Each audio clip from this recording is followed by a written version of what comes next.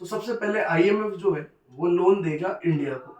जब इंडिया को लोन मिलेगा तो इंडिया लोन चुका नहीं पाएगा और इंडिया का बीओपी जो है वो डेफिशिएट शो करेगा।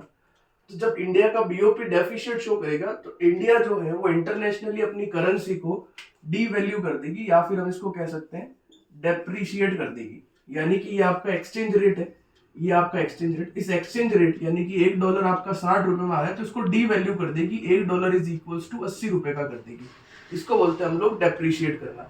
जब कंट्री ये करेगा तो by deciding exchange rate more than equilibrium rate, ये करने से इंडिया में एक्सपोर्ट जो है वो बढ़ जाएंगे।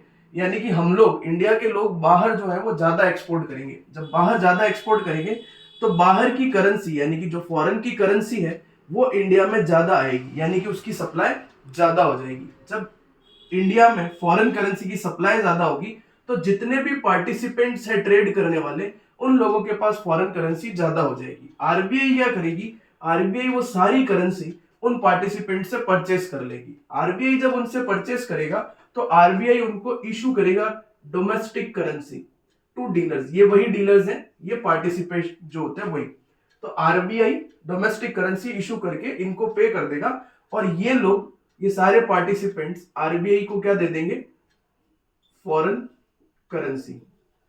ठीक है, इसके बाद जब ये केस हो जाएगा तो हमारे डोमेस्टिक मार्केट में हमारी जो डोमेस्टिक करेंसी है उसकी सप्लाई ज्यादा हो जाएगी।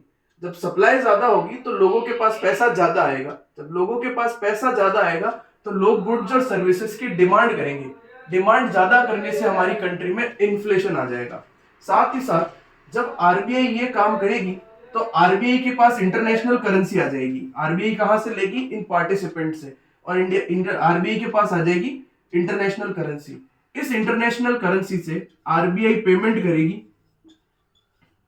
आईएमएफ को, जिससे इसका बीओपी क्या हो जाएगा, बैलेंस।